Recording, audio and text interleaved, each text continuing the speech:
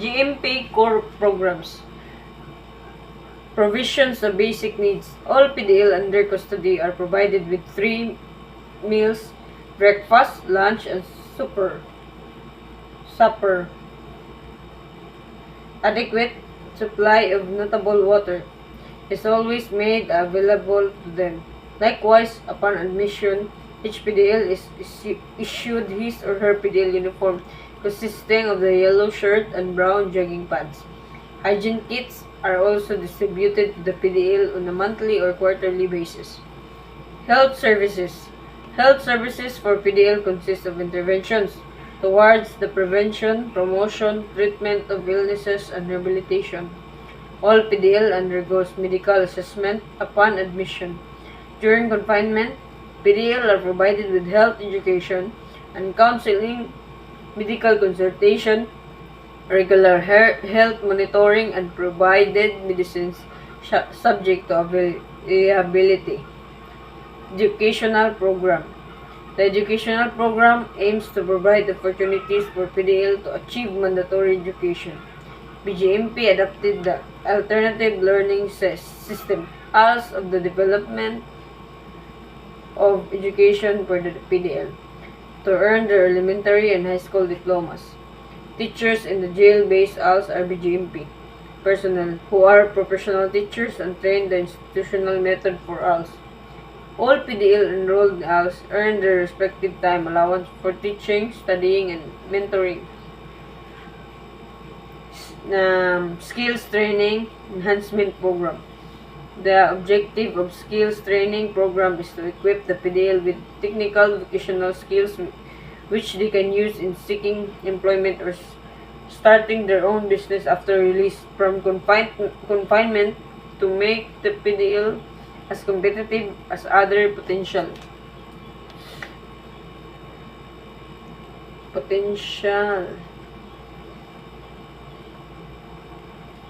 job seekers. The skills training prepared are those accredited by the Technical Education and Skills Development Authority or TESDA, so that the PDL will be able to earn national certification. Livelihood Program. The Livelihood Program presents income-generating activities to PDL during their confinement, where they are able to earn for their personal upkeep and for financial support to their families. The capital for livelihood project is either from BGMP funded projects or from the common funds of a group of PDL for non-BGMP funded projects. To help the PDL earn from these livelihood projects, the Jail Unit Welfare and Development Officer UWDO facilitates the sale of the products in display centers or livelihood caravans organized by the local government units and other providers. Behavioral Management Modification Program. BGMP implements the Therapeutic Immunity Modality Program. BGMP to manage the modified behavior PDL, which the goal of positively changing their thinking and behavior through structured group processes. Interfaith Program. PDL are provided with the opportunity to practice their faith while under custody without discrimination, subject only to usual safety and security measures. The BGMP chaplains and imams provide different religious services such as but not limited to mass celebration, communal prayer, spiritual counseling, catechism, and others. Cultural and Sports Program. The cultural program aims to promote camaraderie among PDL, encourage the development of self-confidence and sharing of cultural talents as a form of positive entertainment. Cultural activities allowed in jail include dance, singing, theater, drama, and art workshops. Paralegal Program. The main objective of paralegal program is to address the overcrowding in jail facilities. Through the paralegal program, PDL are assisted in availing of the different early modes of release. Regional and jail paralegal officers conduct continuous informative seminars, orientations to PDL on their rights, modes of early release and other paralegal or legal remedies can be appealed off by them. IDALAW. The IDALAW service is an alternative to the traditional face-to-face visitation between PDL and respective families. This service enables the PDL to connect with his or her to a supervised video call and chat. The program is conceptualized especially to cater to PDL whose family members cannot go to the jail for actual visit because of the long distance to the jail from the residence or workplace of the family members. What is BGMP Therapeutic Modality Program?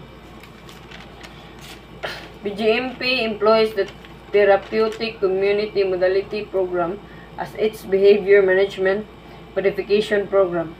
According to the BGMP Therapeutic Community Modality Program Manual, TCMP is an approach that focuses on the learning and relearning of behavioral skills, attitudes, and values associated with socialized living for the clientele in a community setting.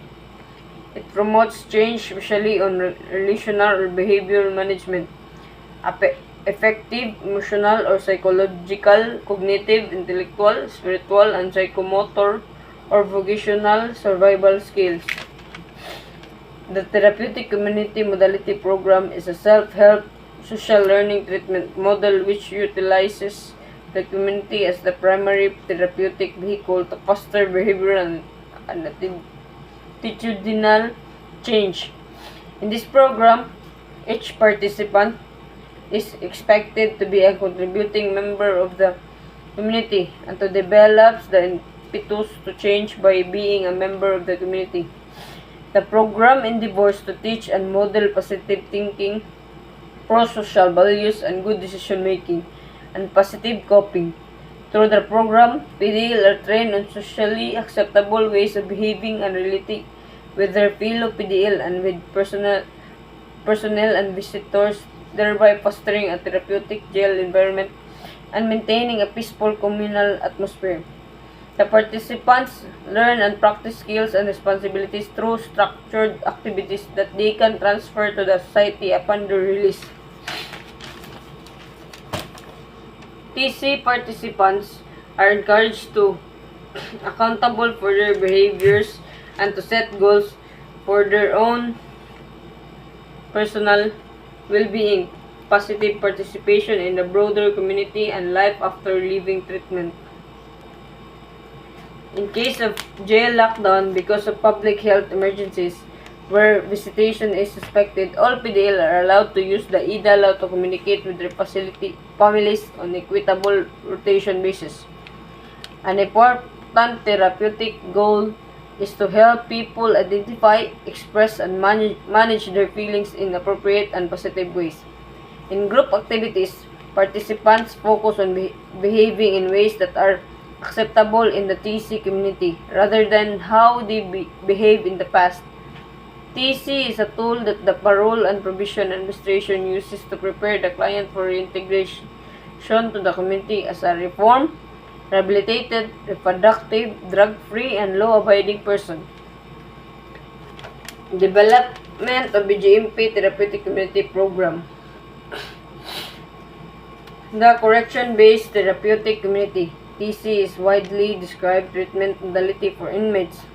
Its origin can be traced back to or major independent traditions. They are 1. The American Drug-Free Hierarchical Concept-Based TC. It is a self-help movement for the treatment of substance abuser primarily using behavior modification technique. Van de Velde, Papaniats, and Koyman, 2004. It is based on self-help principles. Understanding the compassion is combined with discipline and hierarchy. Life is structured on the base of clear and consistent rules. Increase the authority and esteem can be gained by a corresponding increase in responsible behavior. Feelings are expressed during emotional encounter groups. Learning takes place through peer group interaction. Experienced staff and acceptance abuser function as role models. Values such as self-discipline, non-violence, acceptance of authority and guidance, honesty and openness are encouraged. Acceptance of limitations and earning of privileges leads gradually to integration into concept-based TC has the following principles. For one, community. Living together in a group showing responsible concern and belonging is the main agent for therapeutic change and social learning. Number 2, hierarchy. Daily activities take place in structured setting where people act as if they have no problems and where older residents serve as a role model. Confrontation. Negative behavior which interferes with the community concept, values, and philosophy is confronted and put to limit. During confrontation in encounter groups, all feelings can freely and openly be expressed. Self-help. The resident is the protagonist of his own treatment process. Other groups can only act as facilitators. Number 2, the British Democratic Maxwell Jones type TC. It is commonly associated with Maxwell Jones. It developed as a professional group work method to treat people suffering from a range of psychiatric difficulties, primarily using social learning principles. It is a small face-to-face residential community using social analysis as its main tool. Democratic TC has 4 central principles. Permissiveness. Residents can freely express their thoughts and emotions without any negative repercussions in the sense of punishment or censure. Democracy. All residents and staff members have equal chances and opportunities to participate in the organization of the TC. Number 3, communalism. Face-to-face communication and free interaction to create a feeling of sharing and belonging. Number 4, reality testing. Residents can be and should be continually confronted with their own image as perceived by other clients and staff members. Correctional institutions have incorporated therapeutic communities modified for the special needs of offenders, and growing numbers of community TC program are providing aftercare for people released from prison. The Philippines is responsive to develop especially to inmates prisoners. In the BGMP, Therapeutic Community Modality Program, the CMP, was introduced in 1998 when a group of personnel underwent a 6-week live-in training under DATAP International Trainers, sponsored by the U.S. State Department. From then on, several BGMP personnel were trained by DATAP trainers, namely Aloysius Joseph, Frederick Luke, Jimmy Curtin, and Ferdinand Purpas. The program was initially implemented in selected jails in the National Capital Region.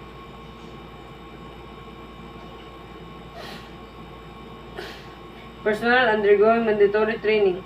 In 2010, the BGMP issued a memorandum policy regarding the implementation of the Therapeutic Community Modality Training Program, TCMP, and established the National TC Center and its regional counterparts with the goal that TC projects or activities are well planned, feasible, and supervised towards the rehabilitation and eventual reintegration of inmates to the society. Conceptual framework of GMP therapeutic community. The conceptual framework of TC elaborates the 4 development aspects of TCMP. These are behavioral management, emotional and psychological, intellectual and spiritual, 4 vocational and social skills, and survival skills, showing special areas of concern in the individual's personality. Each component has very discrete sets of activities, methodologies, and philosophies and underlying theories that help promote change in the members of the community, and the use of various behavior-shaping tools are interrelated with one another. BGMP Therapeutic Community Philosophy. According to the BGMP Therapeutic Community Modality Program Manual, this adage expresses the philosophy of therapeutic community. This is recite every day. So, I am here because there is no refuge, finally, from myself, until I confront myself in the eyes and the hearts of others. I am running until I suffer them to share my secrets. I have no safety from them, afraid to be known. I can know neither myself nor any other. I will be alone. Where else but in our community ground can I see such mirror? Here together, I can at last appear clearly to myself, not as a giant of my dreams, nor the dwarf of my fears, but as a person, part of the whole, with my share in its purpose. In this ground, I can take root and grow, not alone anymore, as in death, but alive to myself and to others. Recite every day. Inside the correction. Cardinal rules in BGMP Therapeutic Community. This is introduced by Big Brother. According to the BGMP Therapeutic Community Modality Program, the following are the primary rules in the therapeutic community. No sex or sexual acting out. No drugs / alcohol or alcohol. No violence or threat of violence. No stealing. BGMP Therapeutic Community House Rules. Aside from the house rules indicated in the inmates manual or unwritten rules, the following are the sample house rules in the therapeutic community. Work po ni Big Brother ang magpahibawan. Number 1, no destruction of jail property. Respects staff and status. Follow directions without feedback. No cigarette smoking. No contraband. No gambling. Be on time in all activities. Lights off at 10 p.m. No talking, laughing after lights off. Maintain good grooming and hygiene. No vandalism. Be courteous to people. Use the chain of command. No talking, laughing during the morning meeting and other activities. No lending or borrowing without permission. And respect others people's property. Ano na ta sa basis of BGMP? Basis of BGMP Therapeutic Modality. The pacing of TCMP in the BGMP set up is quite unique in the sense that PDL are in custody while undergoing trial for their individual cases. Their length of stay in the program is determined by how fast the disposition of their cases is. The cases may be decided upon after a short period of time or may last for years.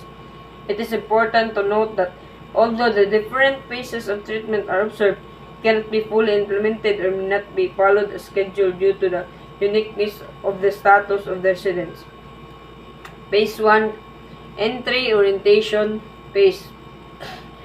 Unang salta sa residente. Kung pa siya dire, aplikante pa siya or client, then resident. Once a PDL is committed to jail, he undergoes a series of examinations to determine his physical, social, and psychological status. Upon his commitment, a resident is placed in orientation at the reception and diagnostic room. Orientation room. In here, he is required with the TC program GMP TCMP manual. Rules and norms of the community. TC concepts, written and unwritten philosophy. The staff and the members of the community. The tools of the house and the job functions and TC hierarchy. She is then assigned a static group and a big brother who will provide him with support and will walk him through the orientation phase. At this phase, the resident is handled gently and is expected to commit mistake in process of learning the program. Sanction on negative behavior are usually light with emphasis on teaching. So, sa number 2 na ta. Phase 2, primary treatment. After proper orientation, different TC concept and tools, the norms and the roles of the community and the staff members, the resident is now ready to undergo the proper treatment. He becomes a part of the community, starting as a crew member of the housekeeping department until he gradually ascends in the hierarchy. He must knowledgeable on the following TCMP manual. 1. Proper use of different tools to address personal issues and concerns and shape behavior. Number 2, managing own feelings and learning how to oneself appropriately. Learning how to follow the rules and norms of the community. Maximize participation in activities that are appropriate to the residents' need for growth. Learning how to trust the environment by disclosing self to the community and develop insight in the process. Developing positive coping skills to deal with difficult life situations. Enhancing educational and vocational skills to make him productive and improve social skills and recognize the importance of the other people's help in shaping behavior. Phase 3, pre-reentry. Sa phase 2 ato di ma-develop tanan nimo skills, ma-maximize, ato ka maka-learn, ma-manage mong feelings. Sa phase 3 kay under regular circumstances, the resident is expected at this stage to have internalized the TC values, the concept to start life afresh. However, in the jail setting, where entry and release are not within the jail control, residents may not have reached this phase of treatment before they even leave the jail facility. Regardless of the resident's length of stay, he is expected to undergo his phase prior to release into society. At this phase, the resident is expected to have proven his ability to take on more responsibility, hence needs lesser supervision. He is considered a role model in TC community. He should focus on the following learning. Number 1, rebuilding of social and family ties. Going up the ladder of hierarchy by showing leadership. Realization of his full potential to be a productive member of the society. And mapping out plans. Si pre-reentry release or releasing order na siya. Dapat role model na siya diri nga phase. Kuha na siya, marag si coordinator na siya diri. Phase 4, re-entry. In the ideal setting, a resident at this stage is now ready to be released back to the society, as he has demonstrated adequate self-control and discipline. The inmate is now preparing for his life outside of jail. Is focused on making himself a productive citizen. He may start planning for job hunting and rebuilding family ties and relationship. In the jail setting, the resident will stay inside the jail until their cases are resolved or they have been convicted and need to be remanded to the Bureau of Corrections. The resident must focus on the following BGMP TCMP manual: transition to life outside the jail. Citizen na siya diri sa re-entry sa phase 4. Creating a new lifestyle, applying the tools and concept of TC. Learning positive coping skills to deal with day-to-day situation. Re-establishing and strengthening family ties and support groups.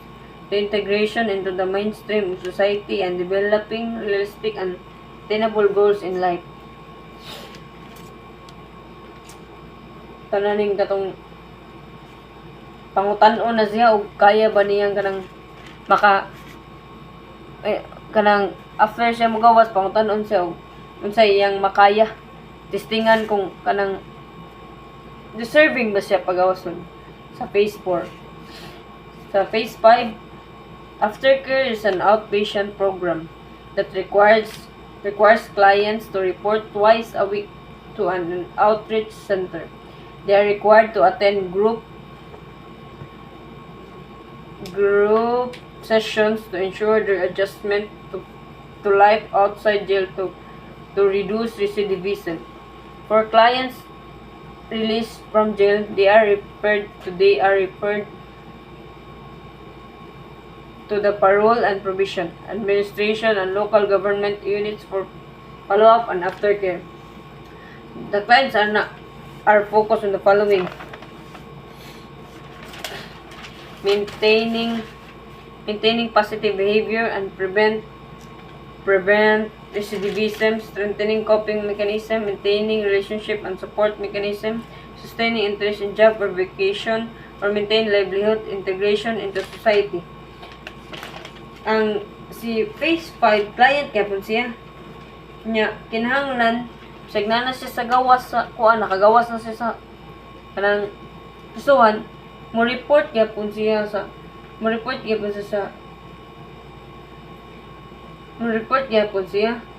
twice a week sa LGU, sa Parole and Probation Program. Next na kay Standard Parameters of Jail TCMP. According to the BGMP TCMP manual, the following are the parameters of TCMP and its characteristics in a jail setup. Standard Parameters of Jail TCMP. According to the BGMP TCMP manual, the following are the parameters of TCMP and its characteristics in a jail setup. Physical environment.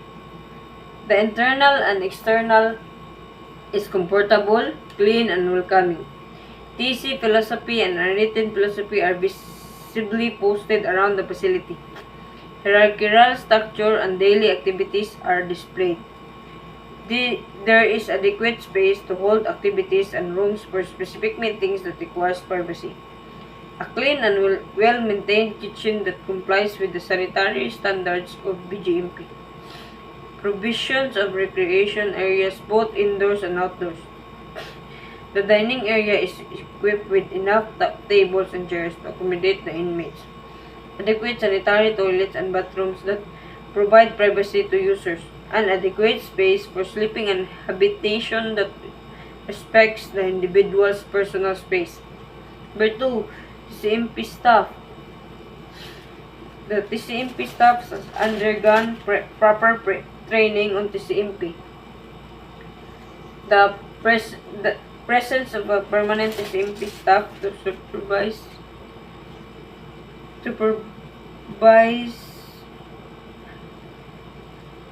the program and conduct the various activities. The TCMP staff will not be transferred to other jails until properly covered by another TC-trained staff. There is proper shift turnover over TC-trained staff on a daily basis. TCMP staff can be utilized to handle other tasks but puts priority to TCMP. Regular meetings are held by staff to discuss progress issues and concerns about the program. All the jail staff are involved in the TCMP and are contributing members. The staff works as a team in delivering services to inmates. The staff serves as a role models and treats inmates with respect and dignity. And incentives are given to TCMP staff in terms of awards and commendations. 3. The therapeutic environment. The PDLs or residents. Residents treat each other with respect at all times, regardless of age, religion, cultural diversity, etc. The residents practice a culture of honesty and openness in discussing thoughts and feelings, providing and receiving feedbacks. Confidentiality is respected and practiced. The residents are involved in decision-making and planning in TCMP activities. The participation of TCMP are change agents in bringing about transformation among peers. The residents comply with the cardinal and house rules and serve as watchdogs for their peers with the aim of correcting erring members. Absence or minimal incidents of jail violence disturbance. And, and the residents respect the hierarchy and chain of command. So let's move to midterm. Lesson 1. Component of the GMP Therapeutic Community Modality Program. Learning objectives. Number 1. Identify the components of Therapeutic Community Modality Program, TCMP. Number 2. Define the behavior management. Number 3. Explain the behavior management aspect in TCMP. Number 4. Enumerate and explain the behavior shaping tools used in TCMP. Number 5. Explain the hierarchy of behavior shaping tools. Number 6. Explain the emotional and psychological aspect of TCMP. Number 7. Define counseling. Number 8. Identify the skills and characteristics of counseling. And explain, number 9, and explain the pattern of counseling session. Components of Therapeutic Community Modality Program. The Therapeutic Community Modality Program of BGMP has 4 interconnected development aspects: behavior management, emotional and psychological, intellectual and spiritual, and vocational and survival skills. They are special areas of concern in the individual's personality. Each component has very discrete sets of activities, methodologies, and philosophies, and underlying theories that help promote change in the members of the community. And the use of various behavior shaping tools are interconnected, interrelated with one another. BGMP TCMP Manual. Behavior Management Aspect in TCMP.